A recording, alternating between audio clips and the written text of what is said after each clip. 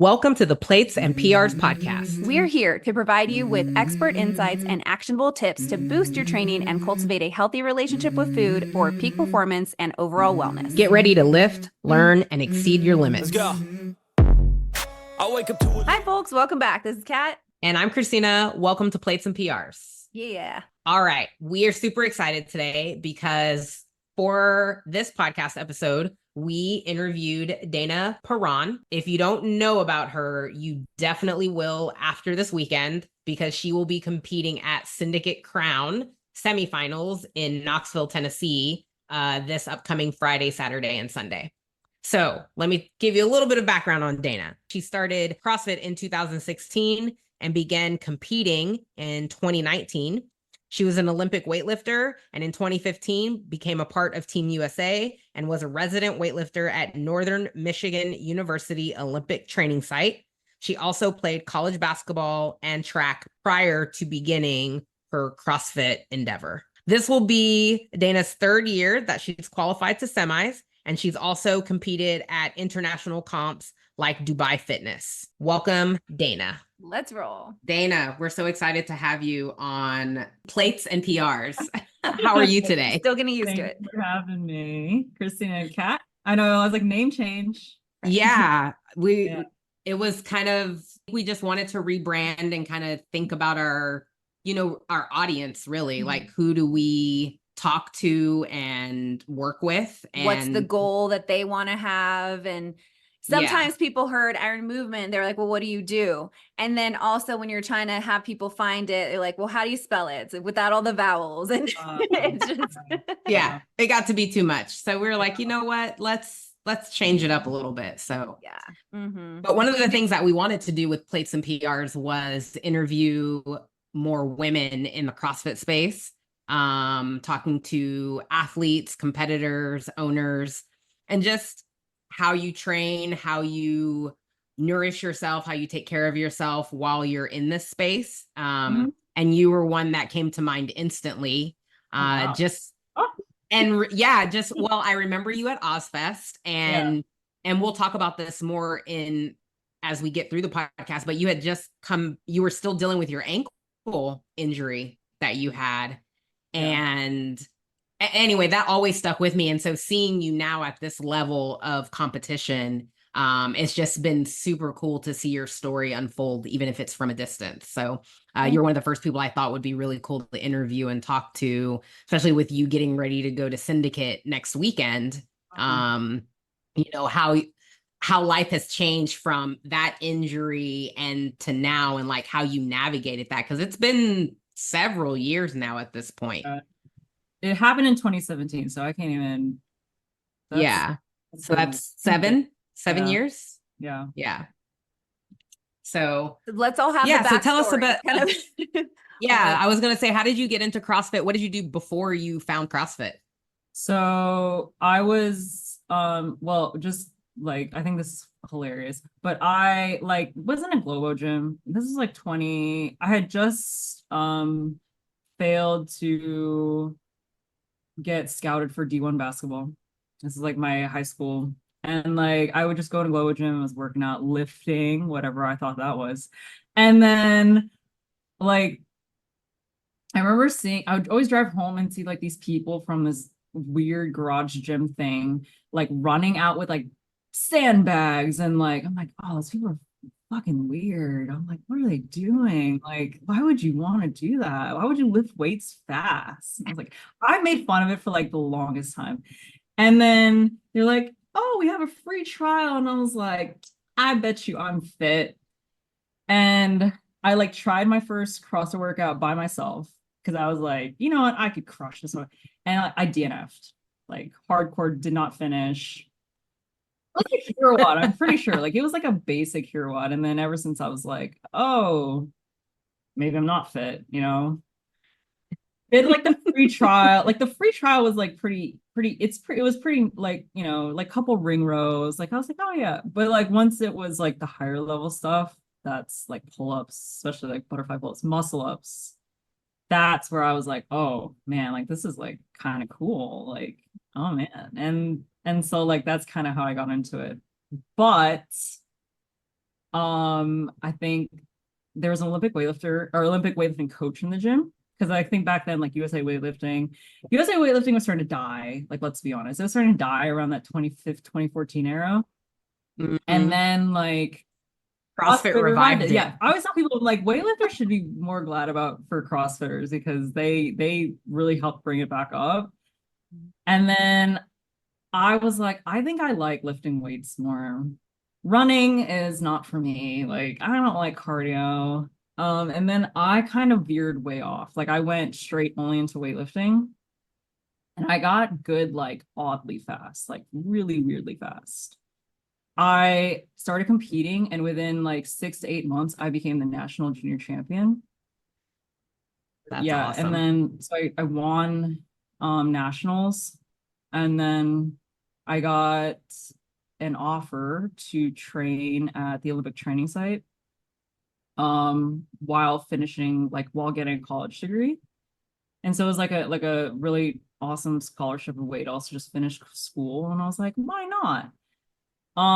Really naive, didn't have any idea like training at that level and also going to school at the same time was like a whole different beast. Like I didn't realize once I got there, like you're training to try and qualify for, the Olympics, but also you are a full-time student. And that took a really big toll on me. And then this is about 2016, 2017. And then I was messing around in a CrossFit gym.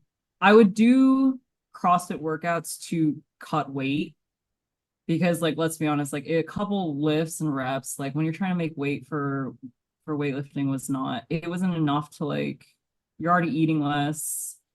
And I was way less than I'm now. I think I was competing as 130.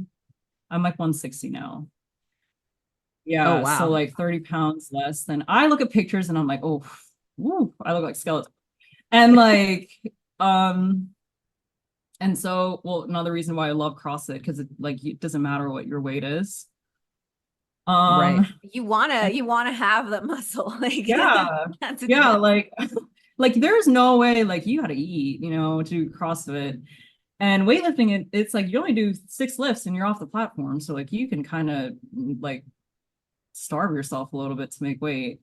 But yeah, so I was in a CrossFit gym and I was on a pegboard and I fell off the top, the top, the last, and I fell wrong. My ankle just fell right where it was everted, and then it dislocated, shattered, it was bad. It was as bad as it could be, yeah. And then from then on, I was like, oh my gosh, it was so bad. Recovery looked bad. And I just remember having to talk to my Olympic coach and being like, I can't, there's no way. So I got super depressed because I went straight from,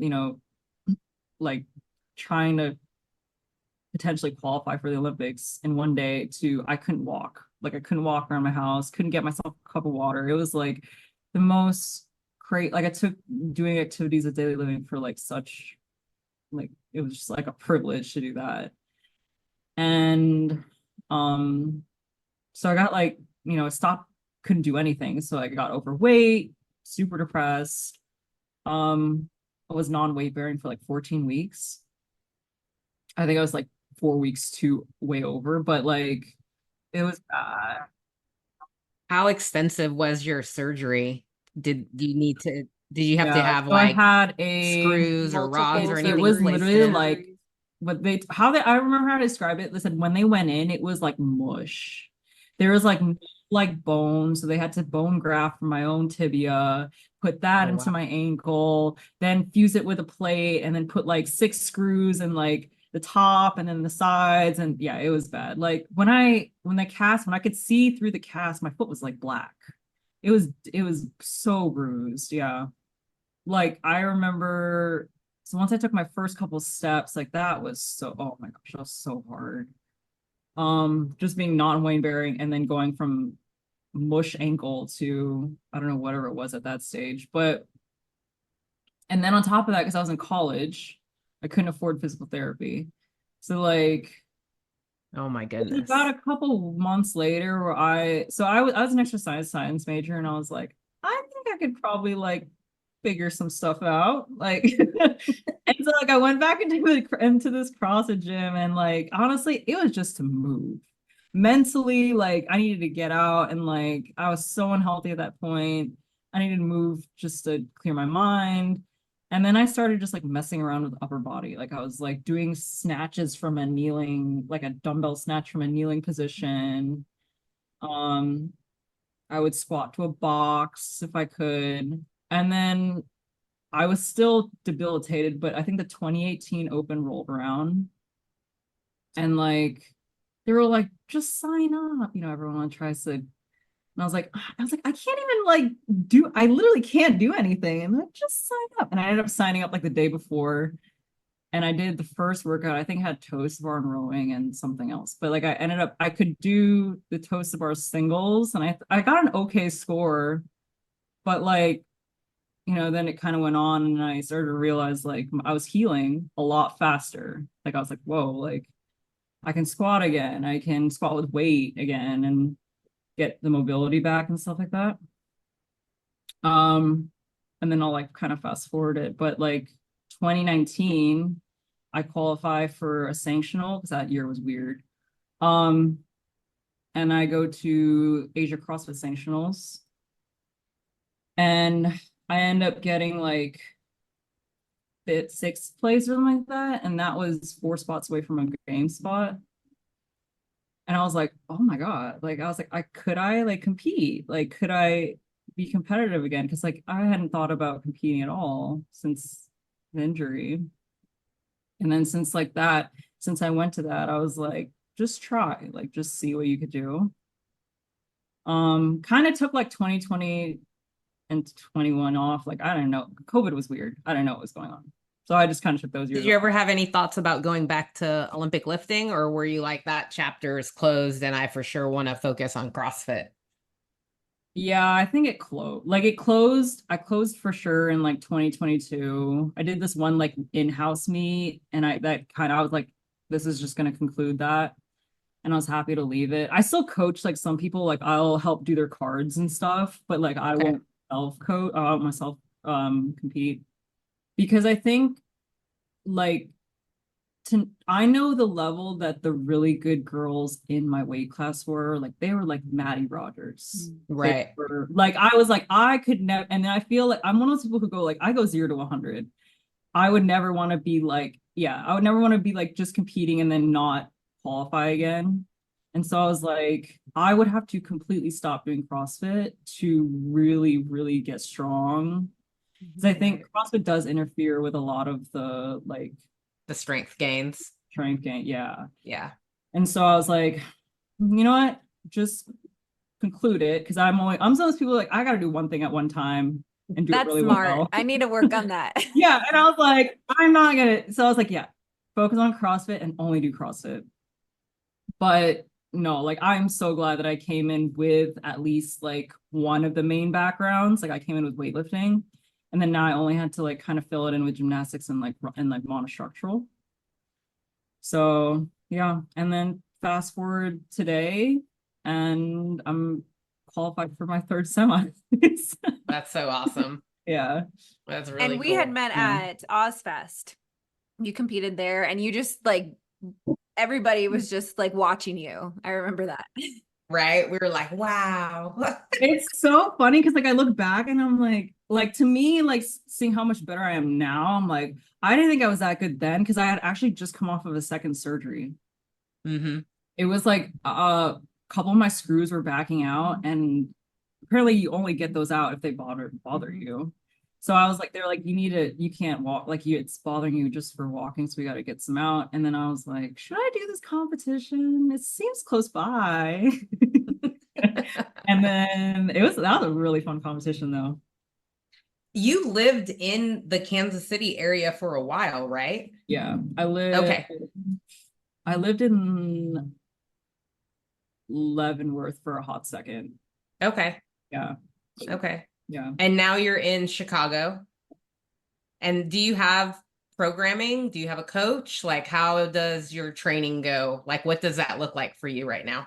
Yeah, so this year was the um big change year. Like I think a lot of people also made big changes like other athletes, but I didn't have a coach up until this year at all. And so like You were just a natural athlete, like yeah, like Yes. I was doing like I was doing random shit. Like I was doing like if proven looked good today, that's what I would do. HWP looked good. I was like, oh, I like that.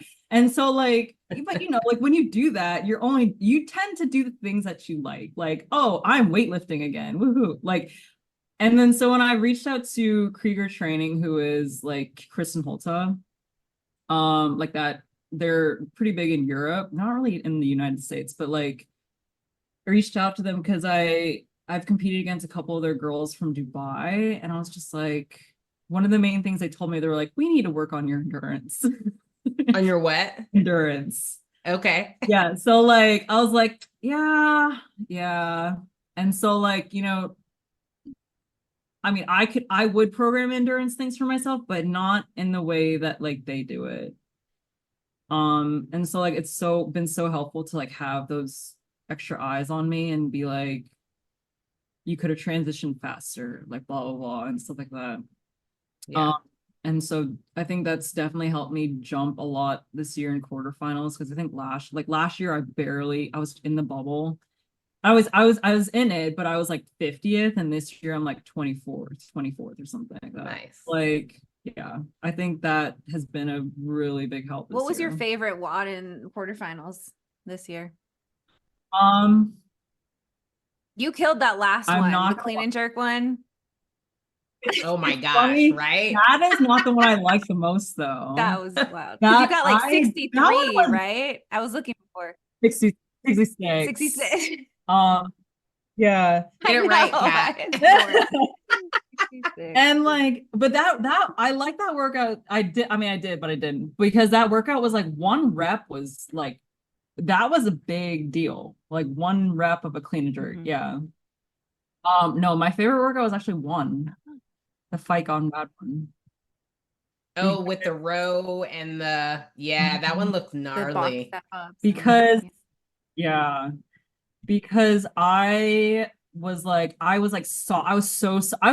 get this way. I'm so sought out in proving that I'm not just a weightlifter. And I'm like, look Mm. how big my aerobic capacity is. Like, I was like, look at it. Like, that was the kind of like, I think I got like 218 or something like that.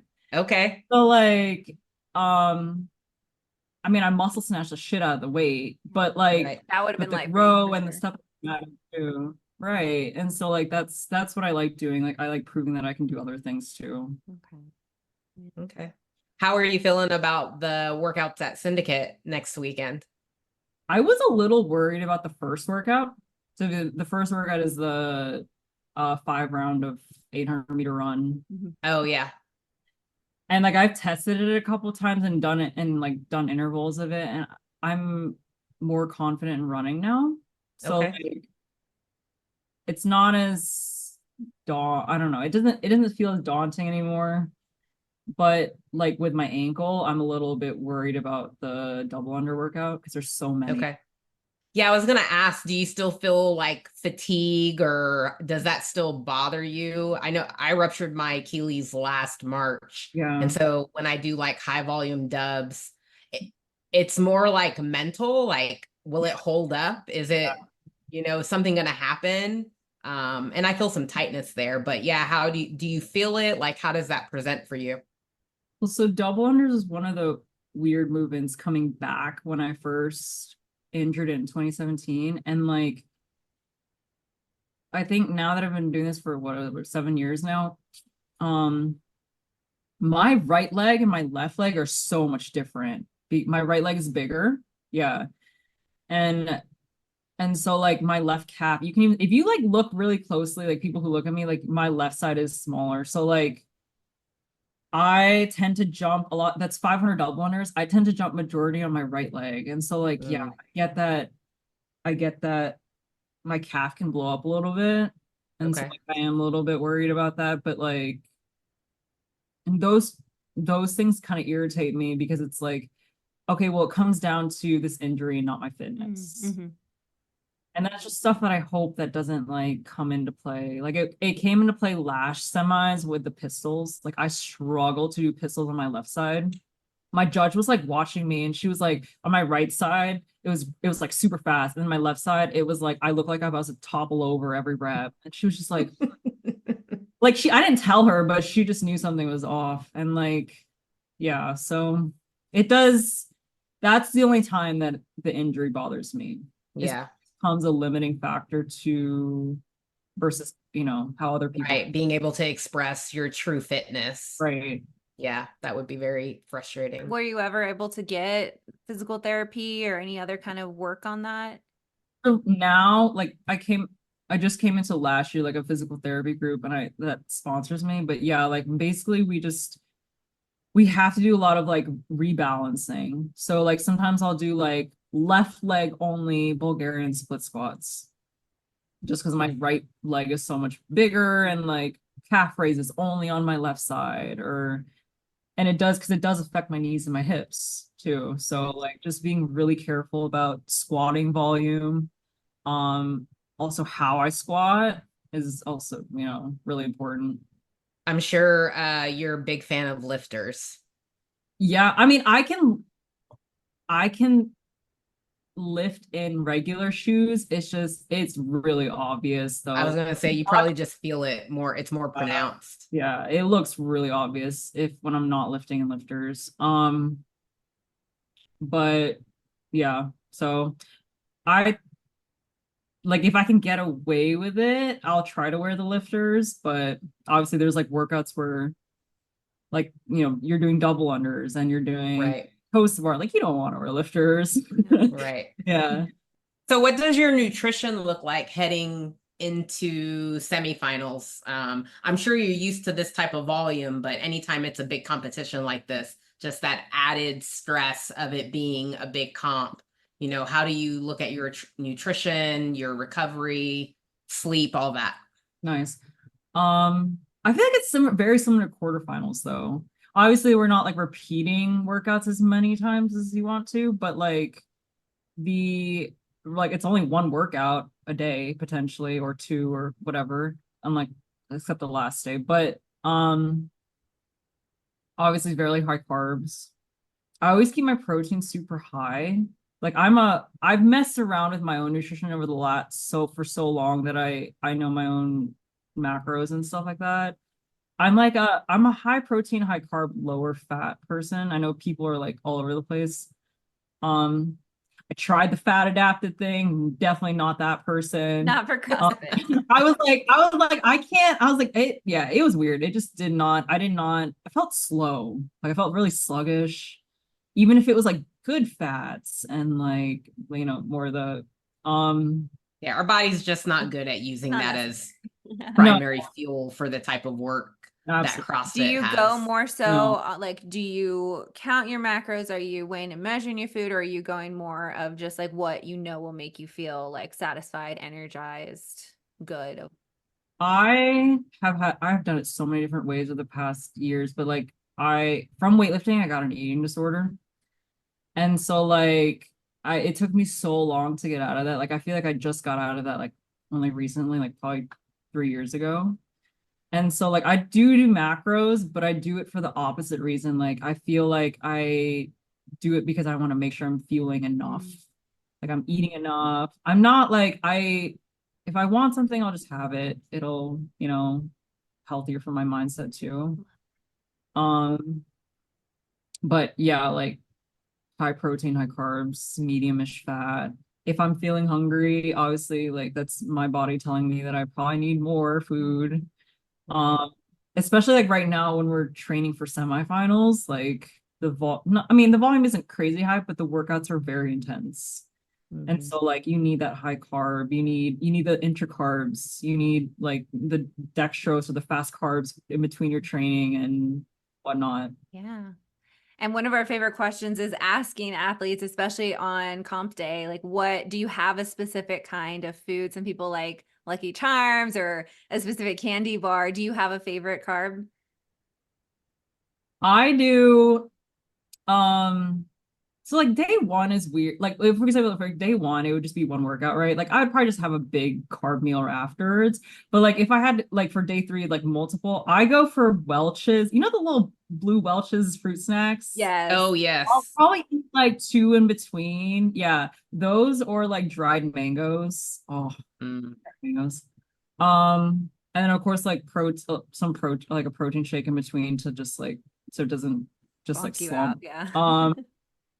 Yeah, like I've seen people do like Snickers and like PB&J sandwiches, but I'm like I don't like feeling full and I don't like it sitting in my stomach.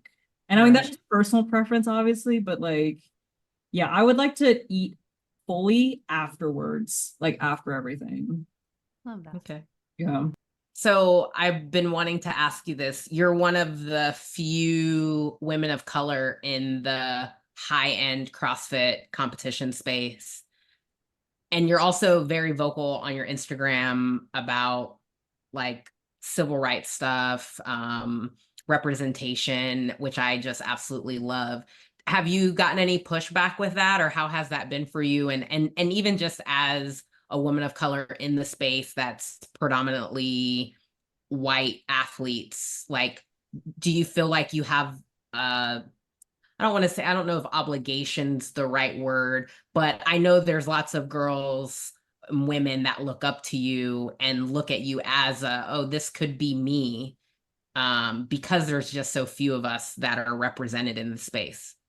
Yeah. I mean I love these questions because like I don't get them asked often. Um Last year at semis, I just remember showing up and like I swear I not joking, but like I think there was like only like maybe four women of color competing. And I was just remember being like super shocked and like and it's like we could all find each other in the crowd and like just we like gave each other a look, like that look. Yep. And and it was just like it was sad, but I felt very proud. And I do understand, like, I meant like what you said, like obligation to kind of talk about these things. Because I feel like there are a lot of white athletes that don't, they have an amazing platform, but then they don't use it. So like I've gotten pushback not too often because I feel like sometimes people follow me for that reason.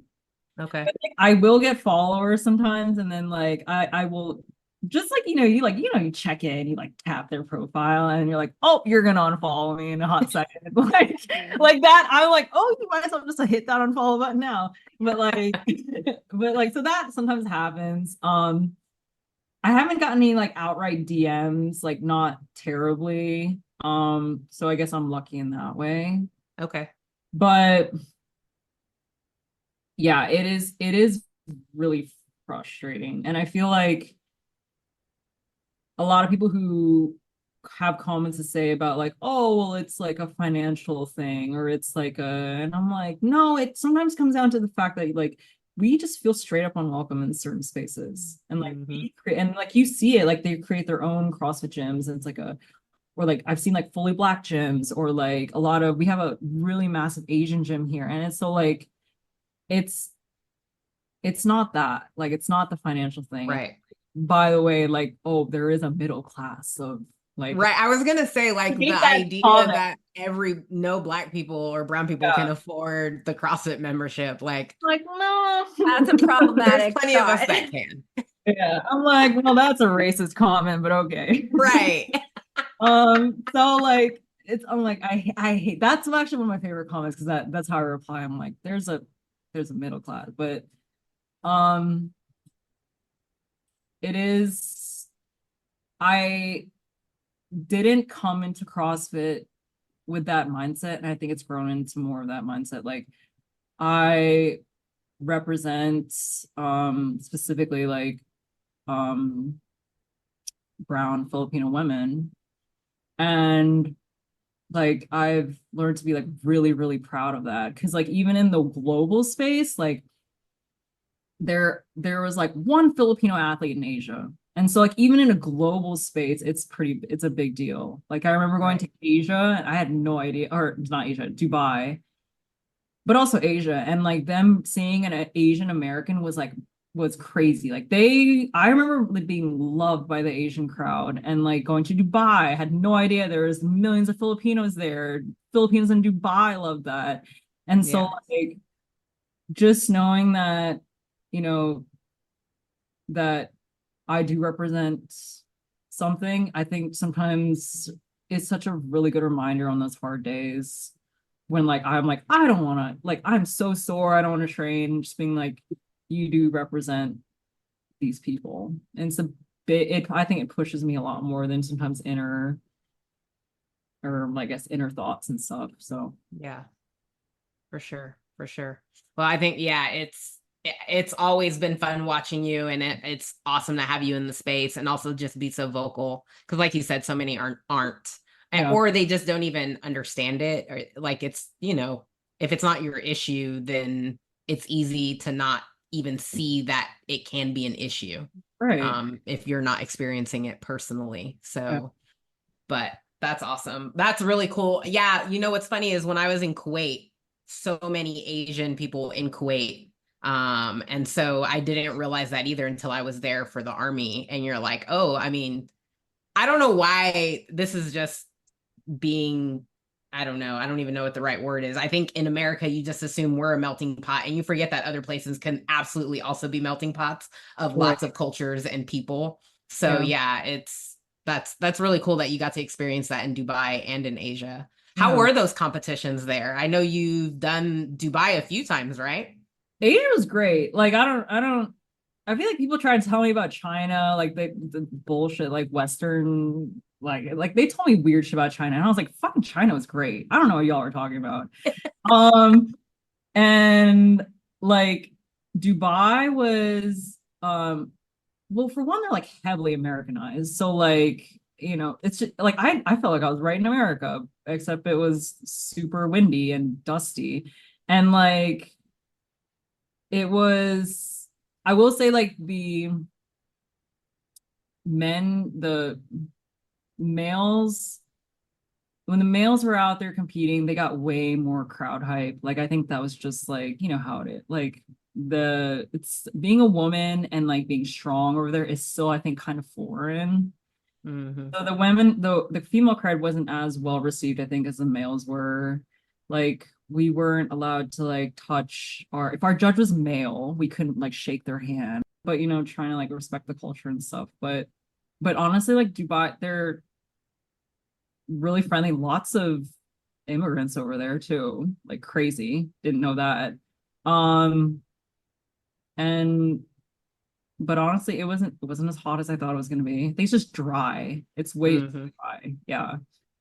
But yeah, like I think I love Dubai more because it's only 20 women and 20 men. So it's like it's a lot more intimate. Yeah. Build relationships even with other competitors and like yeah, like the competitor, like we're all from all over the place, so we kind of get it. Like you'll notice every time in Dubai, like we're not allowed to take our clothes off. So it's like about just following like the customs and stuff there. Like if you didn't have your jersey, you were like, you better have your jersey. Yeah, at least for the camera and stuff. So, but no, super intimate. And of course, like I think their prizes like really pushed for competition because per event, like if you got third, second, or first in event one alone, you could get extra money. Like, and so it just really pushed us to like really try and get first, second, or third.